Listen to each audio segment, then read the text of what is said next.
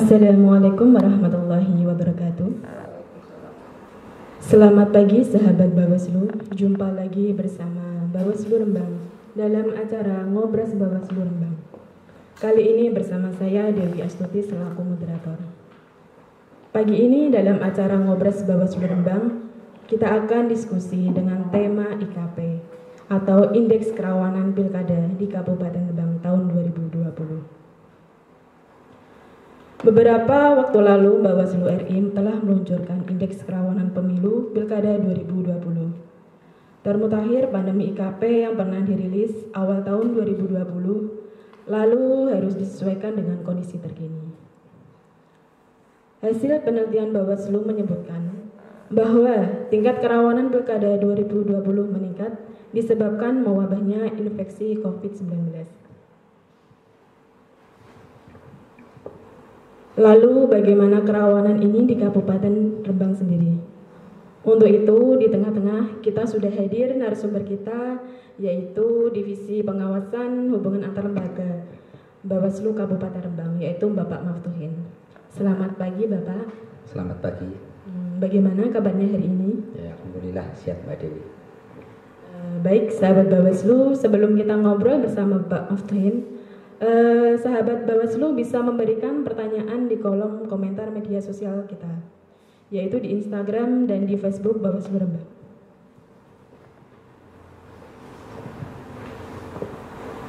Baik, kita mulai saja perbincangan kita pada pagi hari ini ya Pak. Ya, monggo.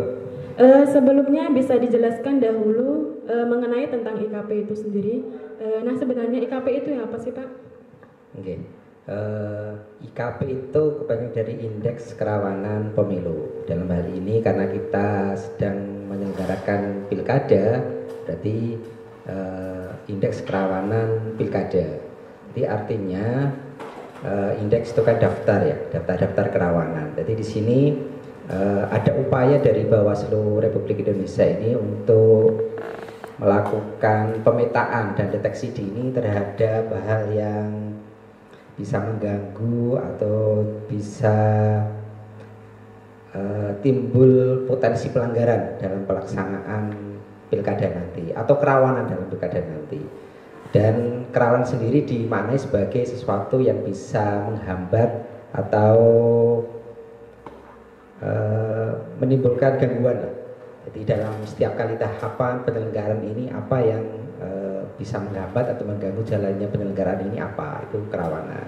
Jadi di sini sudah dilakukan pemetaan termasuk di dalamnya tadi disebutkan di dalam karena pilkada kali ini dalam masa pandemi COVID-19 artinya item-item yang dinilai dalam melihat kondisi di perwilayahan juga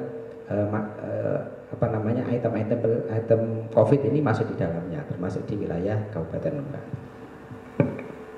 Kemudian bagaimana tahapan penyesuaiannya yang dilakukan Kabupaten Rembang untuk mengumpulkan data? Ya, Indeks Kerawanan Pilkada kali ini disusun oleh Bawaslu RI berdasarkan data yang dikirimkan oleh Bawaslu Kabupaten Kota, kemudian disinergikan di tingkat provinsi untuk dicermati apakah sudah sesuai termasuk data pendukungnya dan dikumpulkan di tingkat pusat, akhirnya diolah oleh tim di Bawaslu RI kemudian diklasifikasikan. Jadi indeks kerawanan ini tidak secara global bisa dinilai apakah kita tinggi, sedang atau rendah, tapi dalam konteks apa perwilayahan itu tinggi atau sedang atau rendah. Jadi indeks kerawanan pilkada ini dibagi dari beberapa sudut pandang ya atau konteks atau dimensi kalau bahasanya. Bisa dimensi sosial politik dan dimensi infrastruktur, dimensi pandemi dan sebagainya. Dalam konteks apakah wilayah Kabupaten Rembang ini bagaimanakah setiap kondisi ini di wilayah Kabupaten Rembang ini yang harus kita jelaskan ke masyarakat, pada pemilih yang nantinya ada di Rembang dan stakeholder, pada penyelenggara, sehingga nantinya kita dalam rangka menjalankan tahapan ini bisa secara dini bisa tahu dalam kondisi apa kita harus mewaspadai kegiatan-kegiatan yang sedang dilaksanakan itu kurang lebihnya. Nah, kemudian kan ada dimensinya juga. Apa saja dimensi IKP tersebut dan mungkin bisa dijelaskan per dimensinya, Pak? Tadi kami sebutkan ya, ada kategori itu, dimensi itu pengertian kategori. Jadi kategorinya ada 4, dalam ini sosial, kemudian politik, infrastruktur, dan pandemi itu sendiri. Sosial ini berkaitan dengan bagaimana kondisi alam atau kondisi masyarakat ini mempengaruhi tingkat kerawanan, misalnya apakah ada gangguan bencana itu bisa bencana alam, kemudian gangguan masyarakat, sering terjadi konflik horizontal, kemudian hujan, genangan hujan atau banjir atau tanah longsor dan sebagainya. Itu konteks sosial yang dinilai. Untuk konteks ini Rembang masih dalam kategori rendah dengan nilai di bawah 40 atau 40-an lah. Karena dalam penyelenggaraan pilkada selama ini, kita pemilu langsung itu kan mulai dari 2004 kemarin, 2004 sampai hari ini 2020 sudah beberapa kali, baik pemilu nasional maupun pemilu kepala daerah. Dalam perjalanannya dari sudut pandang dokumen data yang kita miliki ini, Rembang kategori konteks sosialnya ini rendah, artinya jarang terjadi konflik horizontal, kemudian persoalan-persoalan alam ini mengganggu jalannya pemilu. Kemudian konteks politik ini yang Rembang dikategorikan dalam kategori yang tinggi. Kenapa tinggi? Karena ada beberapa kejadian dalam penyelenggaraan pemilu sebelumnya. Ini Rembang ada kejadian di dalam konteks politik, misalnya netralitas aparatur sipil negara atau ASN. Kita kemarin menangani di pemilu 2019. Kemudian netralitas atau profesionalisme penyelenggara. Kita kemarin ada aduan, kita ada kasus, walaupun kasus itu terbukti atau tidak, yang penting kasus itu ada di wilayah Kabupaten Rembang, penyelenggara pemilu.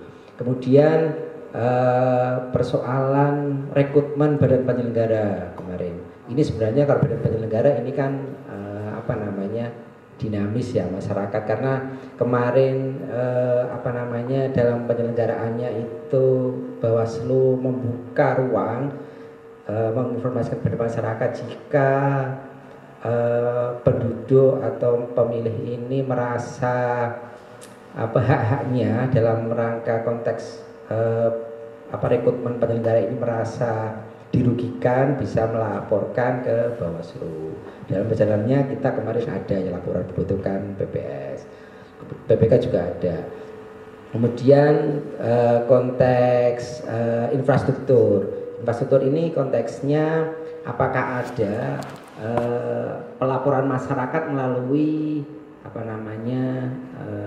daring atau online. Artinya masyarakat yang melaporkan persoalan, melaporkan masalah yang ada di wilayahnya ini tidak langsung datang ke kantor, tapi bisa melalui online. Apakah ini sudah terjadi atau belum? Apakah ada atau enggak? Kemudian apakah ada kendala jaringan? Apakah di wilayah-wilayah di Rembang ini yang terganggu layanan sinyal sehingga mereka mengganggu keberlangsungan kegiatan mereka.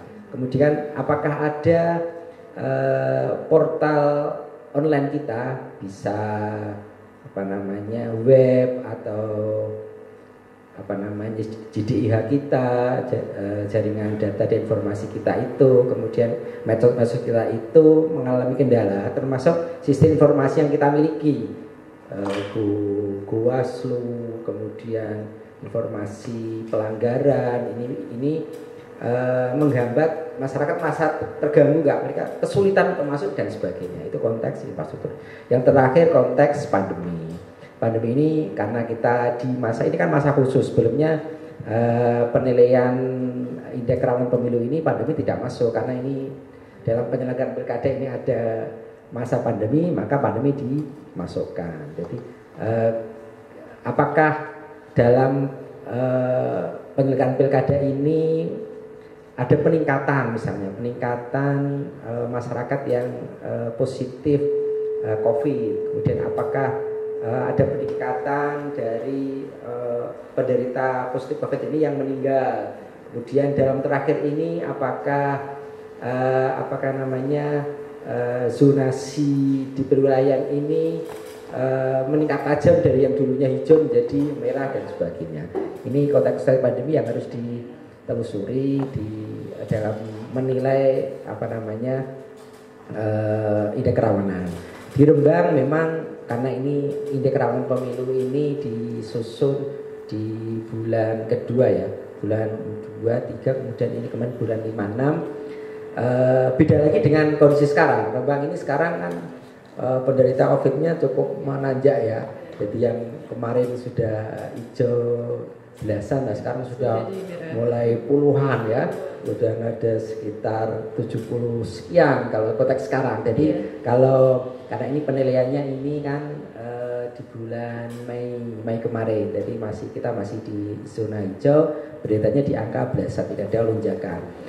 Dan ini indeks kerawanan pilkada kali ini akan dilakukan secara 3 kali. Jadi hari ini, kemudian nantinya di sekitar masa kampanye yang terakhir masa sebelum pemungutan suara. Jadi ada beberapa Agustus dan kemudian nanti sekitar Desember awal lah. Jadi nanti kita cermati. Yang terakhir mendekati coblosan atau mendekati pemungutan suara Desember inilah yang mungkin yang perlu kita cermati bersama, termasuk pemetaan TPS kami kira. Dilihat dari kejadian yang sudah pernah ada di tersebut atau berpotensi itu walaupun belum ada, tapi ada hal-hal yang menyebabkan itu bisa terganggu. Misalnya TPS ini dekat dengan calon, ini kan sangat rawan juga. TPS berukuran tidak sesuai dengan ketentuan. TPS berlokasi tidak memenuhi standar, sekarang kan masa COVID ya, standar protokol kesehatan dan sebagainya. Harus disediakan ini itu menjadi penilaian yang harus dicermati. Jadi 4 konteks ini atau 4 dimensi ini atau 4 kategori ini Rembang yang cukup tinggi ada di konteks politik. Untuk yang konteks sosial, infrastruktur, pandemi ini kategorinya hijau atau rendah. Jadi khusus yang politik ini yang kita tinggi di angka 60-an. Jadi tinggi itu di atas 55. Jadi itu tinggi, kemudian sekitar 45 sampai 55 itu yang menengah atau sedang, dan di bawah angka 45-an ini yang rendah. Untuk dengan adanya perkembangan dimensi ini yang diakibatkan dengan adanya wabah COVID ini, peran Bawaslu Kabupaten sendiri itu bagaimana, Pak? Ya, ini ada beberapa hal yang perlu dicermati, perlu diwaspadai oleh beberapa pihak, karena di dalam konteks pilkada ini yang terlibat kan tidak hanya penyelenggara, ada media, ada pihak keamanan, ada pemilih, ada partai politik yang mengusung calon, kemudian ada pemerintah daerah yang melingkupi perwilayahan, kemudian ada juga beberapa masyarakatnya kan macam-macam kategorinya. Ada masyarakat secara umum ya, ada masyarakat yang ada di wilayah tertentu, ada di pondok pesantren, ada di daerah-daerah yang jauh dari informasi, misalnya daerah terpencil, pinggiran, masyarakat nelayan, masyarakat perkotaan, masyarakat di sektor informal, ini cukup banyak. Artinya beberapa hal ini harus sampai ke mereka, informasi sampai ke mereka, termasuk tingkat-tingkat kerawanan ini harus dipahami bersama. Bagaimana kondisi, misalnya kita dalam kondisi tinggi dalam konteks politik. Bagaimana peran kami sebagai penyelenggara, Bawaslu, kemudian KPU juga penyelenggara teknis dalam konteks seperti ini. Bagaimana pelayanan setiap kali tahapan nantinya. Ini kan tahapan yang mau berjalan kan pendataan pemilih atau pemungutan data pemilih, kemudian pencalonan nantinya, kampanye yang luar biasa. Ini kampanye itu kan di masa pandemi ini butuh strategi yang luar biasa. Kemudian nanti di poin terakhirnya di pemungutan suara. Jadi setiap kali tahapan ini bagaimana peran penyelenggara yang kan utama penyelenggara ini, dan nantinya bagaimana peran pemilih, dan bagaimana peran keamanan untuk bisa mengawal penyelenggara ini jadi baik, pemilih sendiri, kemudian masyarakat yang di sektor tertentu tadi itu juga demikian. Kemudian dalam perjalanan mereka di masa COVID ini kan juga harus diperhatikan. Jadi keselamatan, kesehatan kita menjadi utama dalam konteks penyelenggaraan pilkada kali ini, sehingga nanti sebagai penyelenggara, terutama penyelenggara teknis dan kami ini kan juga penyelenggara, jadi yang mengawasi setiap kali tahapan ini bagaimana masyarakat, penyelenggara, orang yang terlibat di dalamnya ini bisa menerapkan protokol kesehatan dalam penyelenggaraannya, misalnya selalu menggunakan masker, cuci tangan, kalau yang berkaitan langsung dengan tatap muka ini harus menggunakan face shield atau penutup wajah, kemudian sarung tangan jika perlu, jaga jarak, ini kan juga yang harus dipersiapkan nantinya kesananya. Di sini sapa dulu ya, sahabat Bawaslu yang sudah bergabung, mungkin kita akan bacakan pertanyaannya.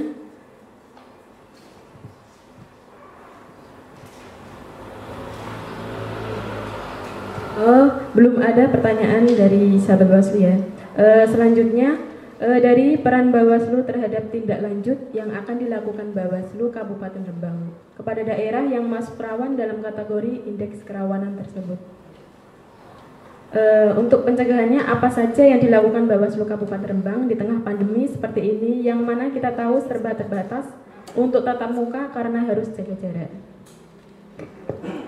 Beberapa pencegahan yang kita lakukan, jadi untuk kegiatan tatap muka kita sangat dibatasi.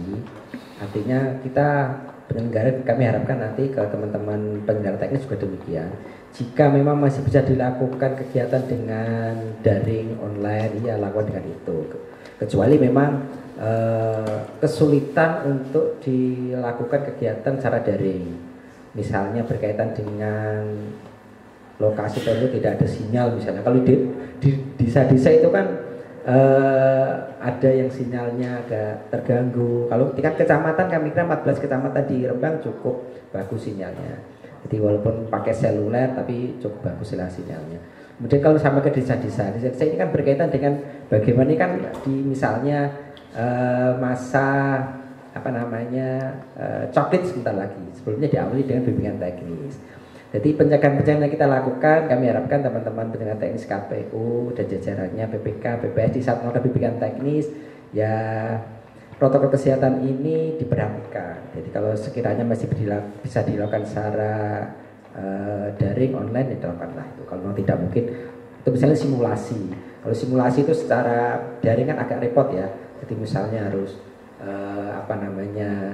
harus ada ini dan sebagainya. Kecuali memang KPU membuatkan semacam video yang bisa diputar sehingga masyarakat tahu bagaimana sih teknis orang itu melakukan coklit misalnya. Ini menjadi bagus. Jadi kalau itu menjadi pelengkap nantinya di saat kita mencegah. Kemudian pencegahan yang kedua, di dalam masa ini, di masa kesehatan ini, masa pandemi ini, protokol kesehatan kita lakukan. Jadi penggunaan masker, face shield, kemudian cuci tangan, jaga jarak. Kemudian jika badan kita atau imun kita lagi terganggu, lagi badan kurang enak, ya bisa dilakukan proteksi atau isolasi mandiri lah di rumah. Jadi sambil meningkatkan daya imun, tidak bertemu dengan beberapa orang dulu, setidaknya itu menjaga itu di masa-masa pandemi ini yang sekiranya bisa kita lakukan proses pencegahan. Kalau pencegahan beberapa hal sebenarnya. Di setiap kali tahapan kita pencegahan secara surat menyurat kita lakukan kepada partai politik misalnya. Di saat masa pencalonan kita harapkan tidak adanya pemberian imbalan dalam proses rekrutmen calon bupati atau wakil bupati. Kemudian netralitas ASN, kita sama dengan pemerintah daerah bisa menyampaikan kejajaran ASN itu bisa netral dalam penyelenggaraan tahapan.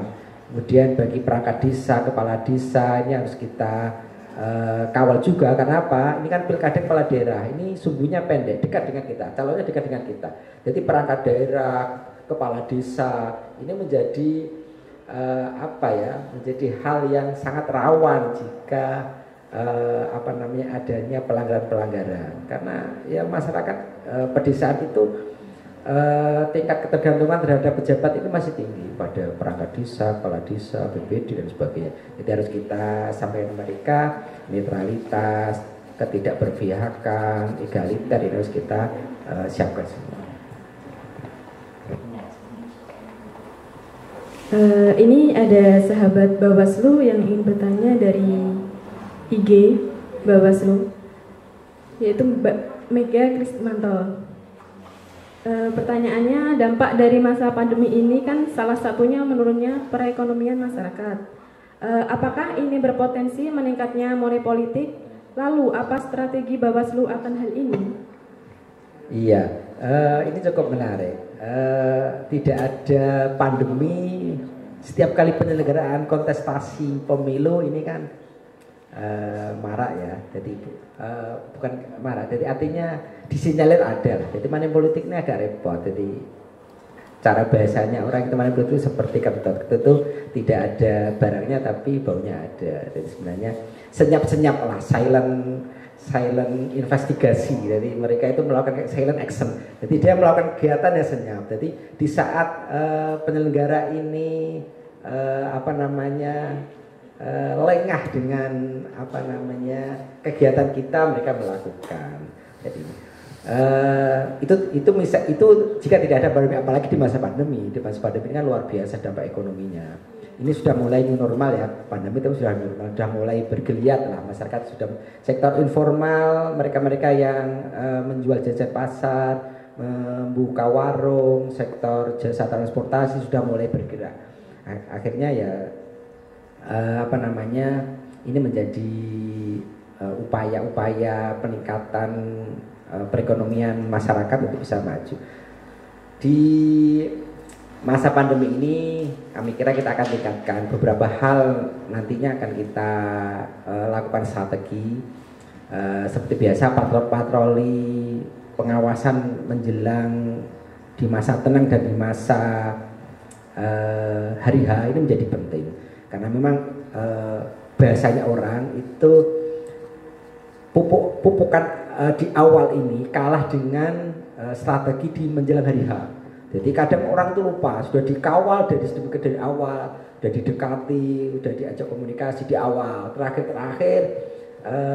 tidak diingatkan. Itu menjadi orang yang mengingatkan di masa-masa hari H ini menjadi penting. Jadi kenapa kita patroli itu menjelang di hari tenang ataupun hari ini karena memang hari-hari itulah orang itu diingatkan.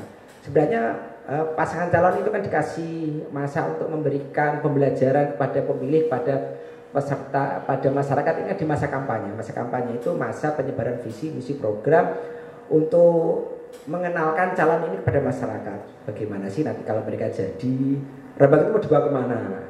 Intinya kan ke sana kalau kampanye itu.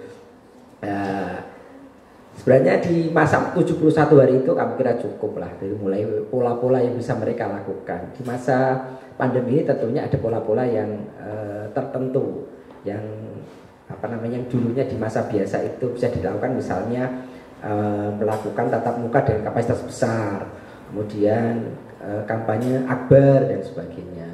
Ini kan harus dilakukan pola-pola strategi yang berbeda di masa ini. Kita tidak boleh melakukan kerumunan massa dan sebagainya. Jadi strategi-strategi itu yang sekiranya kemudian sebenarnya money politik itu berkaitan dengan tingkat perekonomian.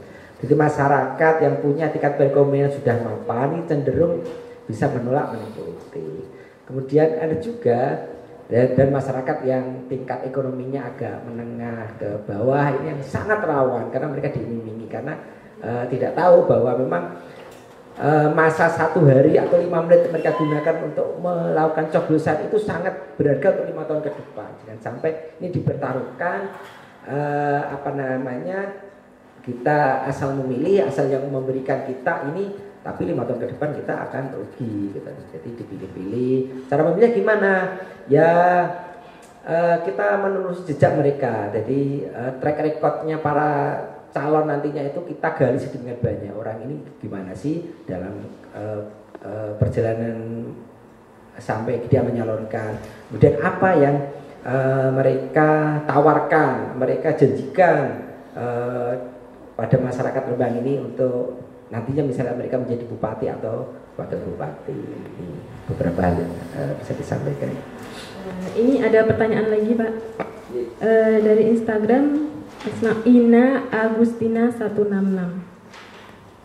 Pertanyaannya, dalam hal suatu desa terdapat warga yang positif COVID, apakah PPD akan tetap melaksanakan tugasnya untuk melakukan coklit door to door? Oh ya, ini di masa pencocokan ya, pencocokan. Jadi ada beberapa hal dalam kegiatan pencocokan dan penelitian. Coklit itu masa mencocokkan data pemilih yang dibawa oleh PPDP. PPDP itu Pantarlih lah. Untuk mencocokkan apakah data yang dibawa ini sama dengan kondisi di masyarakat, mengaktualisasi dari data yang sudah ada, dimutakhirkan apakah data ini sudah betul atau tidak. Cara memutakhirkan mereka datang dari rumah ke rumah. Jadi ada beberapa hal yang perlu disampaikan. Pertama, misalnya yang perlu diwaspadai dalam berkunjung ke rumah ini kan, kalau memang misalnya bisa dilakukan di teras, itu kan bisa dilakukan. Ini kan beberapa kiat yang bisa dilakukan. Teman-teman PDP harus bisa melihat peluang seperti ini. Misalnya tidak sampai masuk rumah, jadi kemudian tidak melakukan jabat tangan. Kemudian para personel PPDP yang masuk ini sekiranya membentengi diri dengan APD yang dipersiapkan, dengan face shield, masker, kemudian cuci tangan, menggunakan pena sendiri, termasuk penduduk yang didatangi, karena kan mereka ada item yang diserahkan ya, bisa mereka menunjukkan KTP, menunjukkan KK. Ini kan misalnya bagaimana tidak terjadi kontak fisik antara petugas dengan penduduk yang didatangi, tapi tetap memperhatikan itu, misalnya dipotret dekat dan sebagainya. Kemudian tidak mengurangi menjaga jarak juga. Kemudian apabila dia terserang COVID positif, jadi kalau COVID positif itu kan sebenarnya dilakukan dengan cara tes ya. Tes itu bisa pertama rapid itu kan untuk melihat ada infeksi atau enggak. Kemudian kalau dia reaktif, kalau rapid itu hasilnya kan reaktif atau tidak. Kalau reaktif, maka kan belum tentu reaktif itu dia positif corona, karena harus di swab lagi, atau dia bisa melakukan isolasi mandiri dulu. Dan baru kalau yang mau itu swab itu positif. Kalau di swab positif artinya kalau di wilayah Kabupaten Rembang mereka sudah harus dibawa ke rumah sakit. Kemudian di saat coklit sebenarnya yang diperlukan itu data itu bisa KTP, bisa KK. Jika dalam rumah tangga itu kepala keluarganya bapaknya misalnya bisa menunjukkan, oh di rumah kami yang sudah punya hak pilih itu 4 orang, saya, istri saya, anak saya 2, ditunjukkan KTP-nya, tunjukkan kakaknya, kami kan selesai, tidak harus mereka datang. Kemudian demikian. Jadi misalnya orang itu bepergian sekolah, kemudian dia lagi kerja dan sebagainya, sepanjang dia yang di rumah itu bisa menunjukkan data identitas, itu bisa dilakukan pendataan oleh teman-teman PPDP. Berarti itu ya Pak, bisa ya Pak? Ya cukup melaksanakannya. Langkah strateginya banyak cara yang bisa dilakukan. Tapi kalau polisi tentunya kan orangnya di sana. Yang di rumah itu kan bisa menunjukkan dokumennya pada petugas PPDP, sangat bisa. Ada lagi pertanyaan dari Facebook Pak, Gia Fadila. Assalamualaikum, permisi Pak, saya Fadila, ingin menanyakan perihal tentang protokol kesehatan. Nah, bagaimana jika penyelenggara pemilu ada yang tidak menggunakan APD dalam menjalankan tugasnya? Siapa yang akan memberikan teguran dan bagaimana mekanisme dalam hal tersebut? Terima kasih. Iya, kami ingat dengan pernyataannya Pak Fritz ya. Pak Fritz itu anggota Bawaslu RI yang waktu berkunjung ke beberapa kabupaten kota termasuk di daerah Solo, Semarang dan sekitarnya, Pekalongan dan sekitarnya, menyampaikan bahwa nanti salah satu tugas pengawas termasuk Bawaslu dan jajarannya ini adalah yang mengawasi apakah pemilih atau penyelenggara ini tidak menerapkan protokol kesehatan. Jadi jajaran kita nanti Bawaslu dan jajarannya. Jadi misalnya jajaran penyelenggara teknis KPU melakukan kegiatan misalnya rapat, pleno atau rapat koordinasi dan sebagainya. Kita bagian yang ikut mengawasi apakah mereka menerapkan protokol kesehatan atau tidak. Jadi kita yang akan mengingatkan pada mereka. Termasuk nantinya di hari H tentunya. Hari H itu kan cukup banyak ya. Jadi masyarakat di sana ada masyarakat itu cukup banyak. Mungkin tidak terbiasa menggunakan masker kalau dekat. Kemudian apakah sarung tangan? Karena apa? Mereka kan menerima berkas, menerima surat suara, kemudian tinta dan sebagainya. Jadi banyak hal yang dilakukan. Jadi kami dan jajarannya siap untuk melakukan pengawasan sampai ke teknis apa yang diamanatkan oleh peraturan perundang-undangan. Peraturan perundang-undangan bisa undang-undang, bisa peraturan, bisa surat edaran, surat dinas dan sebagainya. Yang melengkapi kita untuk menjaga supaya keamanan dan kesehatan kita selama masa pandemi ini di konteks pilkada ini bisa terselenggara dengan baik. Jangan sampai nanti di pilkada ini menemukan klaster baru, klaster pilkada misalnya atau klaster coklit. Nah, ini menjadi PR buat kita bersama. Jangan sampai itu. Jadi penerapan protokol kesehatan harus kita jaga, kita laksanakan sambil kegiatan-kegiatan kepemilian itu bisa berjalan. Kemudian ada pertanyaan lagi Pak, ini dari Facebook lagi nih, dari Leli Hikmah Al Husaini. Tanya Pak, perhatikan meningkatnya kasus corona di Rembang. Apakah kita sebagai masyarakat bisa menolak berinteraksi saat ada petugas coklit? Apakah ada sanksinya? Jadi kalau kita melihat ini kan kemarin KPU sudah menetapkan peraturan KPU nomor 6 tahun 2020 terkait dengan penyelenggaraan pilkada di masa pandemi ini. Jadi di masa ini kan masa yang paling dekat dengan kita hari ini adalah masa coklit atau masa pemutakhiran data pemilih. Jadi tadi kami menjelaskan bagaimana pola-pola yang bisa dilakukan oleh warga masyarakat untuk tidak berinteraksi langsung dengan petugas PPDB, menunjukkan tidak harus memegang dan sebagainya. Kemudian data-data ini bisa tunjukkan. Jadi sebenarnya nanti petugas PPDB itu kan bisa, mereka dibekali daftar nama, bisa diserahkan kepada pemilik kepala keluarga lah atau orang yang ada di sana, orang yang punya pilih di sana. Jadi tadi kami jelaskan tidak mesti masuk rumah, di teras pun bisa sebenarnya. Teras bisa menunjukkan, oh ini Pak, ini KTP orang penghuni rumah kami yang sudah punya hak pilih. Ini kakaknya, kemudian bisa dicermati oleh petugas, cocokkan kan? Oh ya udah betul-betul. Tidak ada kotak fisik langsung pada petugas kan, yang bisa dilakukan. Artinya, kemudian petugas juga menggunakan face shield, artinya ada jarak di antara pemilih dan petugas. Ini harus diwaspadai. Jadi kalau menolak sebenarnya pemilu itu penggunaan hak pilih itu kan hak. Tapi hak ini kami harapkan karena ini berkaitan dengan masa depan daerah, masa depan negara.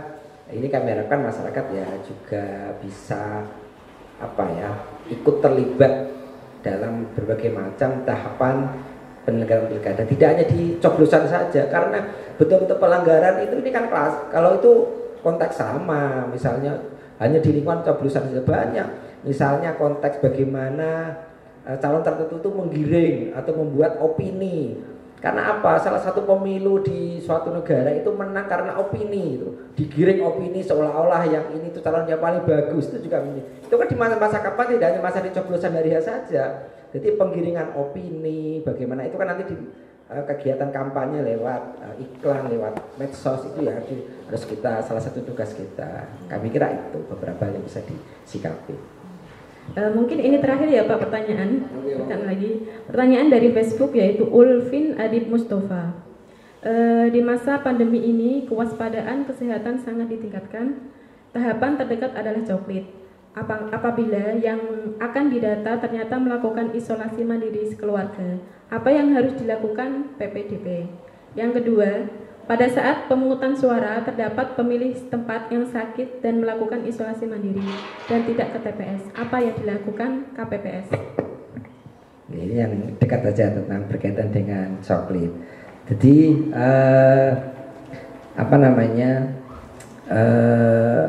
upaya proteksi dalam rangka penyelamatan, menjaga kesehatan ini menjadi penting.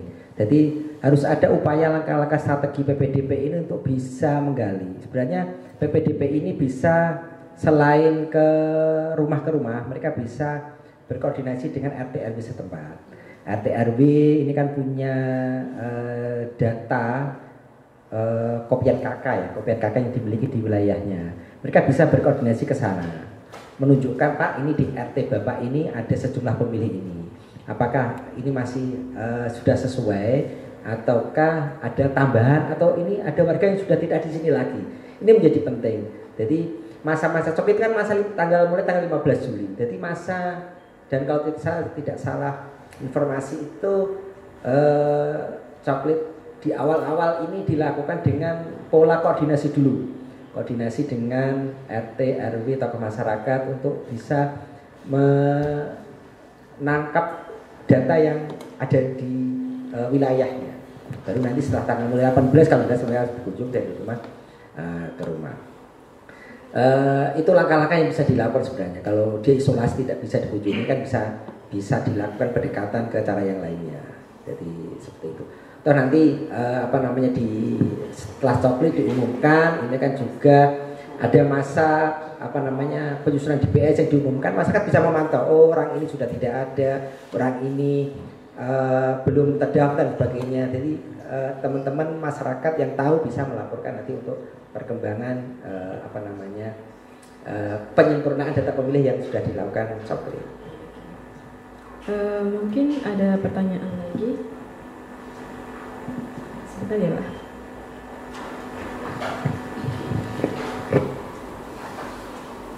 Ini pertanyaan dari IG, yaitu Putra Gading SP.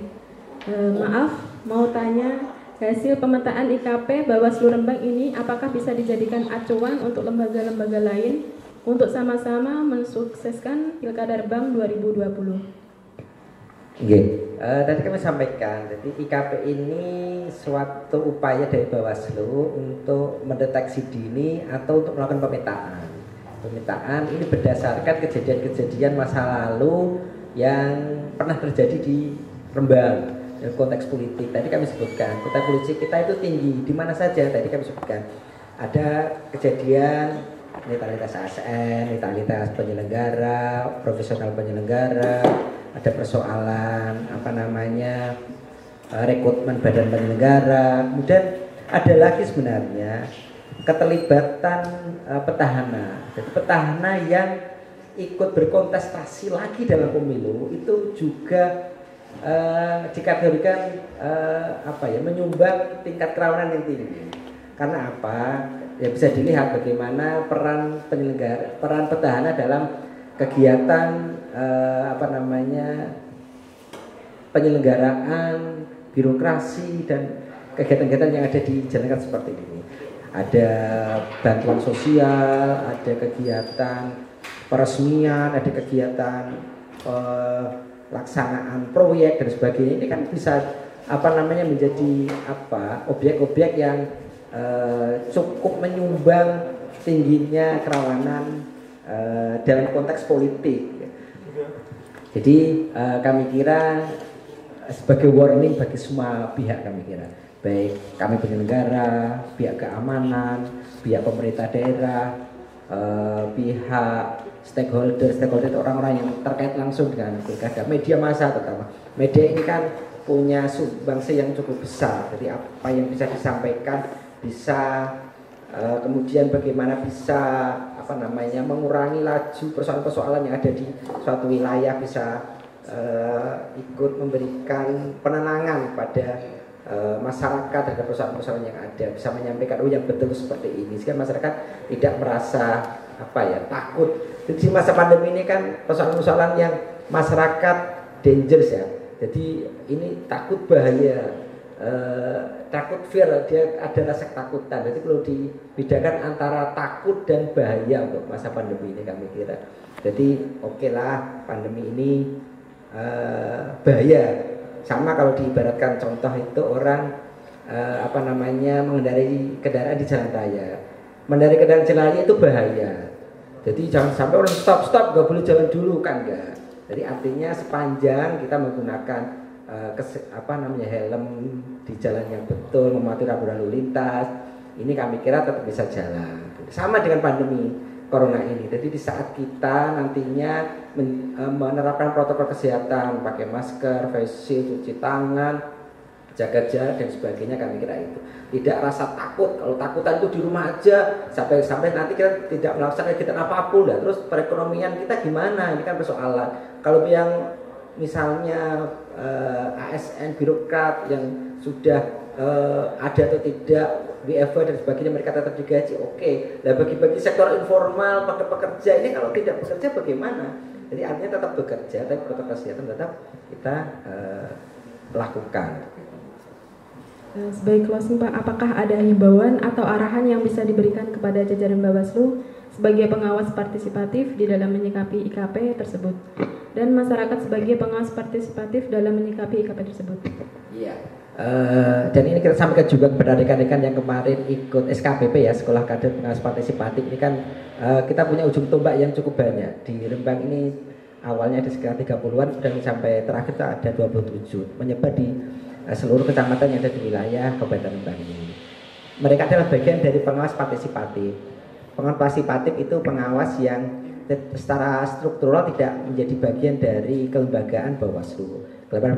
Karena keterbatasan struktural di Bawaslu di kabupaten hanya ada berapa, ada 5, Panwascam hanya ada 3, pengawas desa 1, pengawas TPS 1, ini kan cukup porsinya kecil dibanding yang objek pengawasan kita. Objek pengawasan kita cukup banyak, ada penyelenggara, ada pemilih, ada media, ada partai pasangan calon, ada tim kampanye dan sebagainya. Sehingga kita membutuhkan pengawas partisipatif. Jadi pengawas partisipatif kita itu bisa melakukan hal-hal yang menutup lubang-lubang dari penyelenggara struktural yang ada. Mereka dekat dengan masyarakat, dekat dengan kegiatan-kegiatan tim kampanye, lalu kalau di lapangan namanya tim ses. Tim ses ini bagaimana mereka melakukan kegiatan ini, masyarakat dekat dengan mereka. Sepanjang dalam perjalanannya mereka tetap melakukan protokol kesehatan, kemudian melakukan pengawasan-pengawasan, laporkan pada kami di jenjang manapun. Di jenjang desa kami punya namanya pengawas desa, di jenjang kecamatan namanya pengawas kecamatan,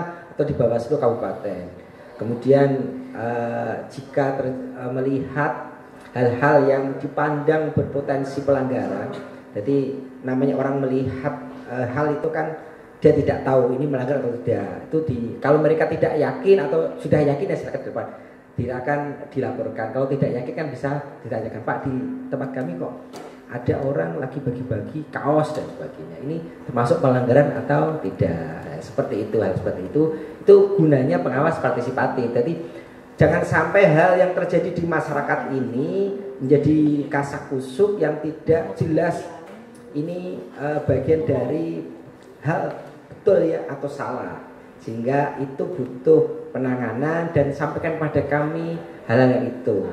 Jadi nanti kan kita menjelaskan pembagian kaos itu bisa menyalahi aturan atau tidak. Kalau itu dilakukan dalam konteks kampanye, itu merupakan bagian dari bahan kampanye bisa diserahkan seperti itu. Jadi ada juga itu kan ada peraturannya. Jadi bahan kampanye itu tidak melebihi sekian nominal dan sebagainya. Kira-kira itu. Mungkin terakhir Pak untuk penyampaiannya untuk sahabat Bawaslu. Oh iya, buat sahabat Bawaslu di jajaran manapun, teman kabupaten, kecamatan, desa, nanti pengawas TPS dan para sekolah kader pengawasan, pertama jagalah stamina kesehatan diri masing-masing sebelum menjalankan aktivitas. Jika badan merasa kurang enak, bisa istirahat dulu, minum vitamin, kemudian makan yang bergizi kayak serat dan sebagainya. Dalam melakukan kegiatan aktivitas pengawasan ini tetap menerapkan protokol kesehatan. Kemudian lakukan pengawasan baik itu bagian dari tahapan atau non tahapan. Kalau tahapan kan bisa dilihat ya, tahapan pilkada itu mulai dari pendataan pemilih, kemudian rekrutmen badan penyelenggara, pencalonan, kampanye, pemungutan suara. Ada juga non tahapan, misalnya penjaringan pasangan calon, kemudian kegiatan-kegiatan bantuan sosial, kegiatan-kegiatan peresmian, kegiatan-kegiatan jalan sehat yang ini dilakukan yang bisa berpotensi terhadap adanya pelanggaran. Ini non-tahapan yang perlu kita sebagai sahabat Bawaslu ini kita cermati bersama. Setelah kita keluar, setelah kita bergaul dengan masyarakat untuk melihat kegiatan tambang-tambang stiker, penerapan alat peraga yang dipasang tidak pada tempatnya, ini bagian-bagian yang perlu kita lakukan pengawasan semuanya. Sehingga nantinya kami harapkan dalam perjalanannya pilkada kali ini pasangan calon melalui tim kampanyenya bisa melakukan kegiatan-kegiatan yang baik, yang mendidik, yang bisa dijadikan pembelajaran buat masyarakat. Oh, itu calon pemimpin yang baik, sehingga nanti saat dia duduk, jadi sebelum jadi pemimpin itu kan harus dilihat historisnya, perjalanannya. Jadi kalau perjalanannya bagus, insya Allah dalam memimpin suatu kelembagaan, suatu wilayah juga akan baik. Ini jadi, nah historisnya ini diawali dari mulai sekarang, rekodnya dalam masa kampanye gimana, dia melakukan manipulasi dan sebagainya. Ini yang harus dikawal sahabat Bawaslu. Itu yang kira-kira bisa dilaksanakan bagi yang penyelenggara struktural, Panwascam, PPL. Jika merasa kurang paham terhadap hal-hal, jangan sungkan-sungkan untuk berkomunikasi dengan jenjang bisa di atasnya. PPL itu dengan Panwascam, atau kalau misalnya ketemu dengan Bawaslu, anggota Bawaslu, itu bisa ditanyakan. Jadi kalau pas ada pertemuan gitu, cobalah bertanya sebanyak-banyaknya hal yang dialami, didengarkan atau pernah dialami, sehingga bisa menambah bahan untuk mengawasi secara lebih baik. Terima kasih Bapak. Baik sahabat Bawaslu, mari kita sikapi bersama kerawanan pemilu yang ada menjadi sebuah tantangan bersama untuk tidak lengah mengawasi rangkaian demokrasi bangsa. Sebelum mengakhiri ngobras pada pagi ini, saya mengucapkan terima kasih sudah meluangkan waktu. Semoga selalu sukses pilkada.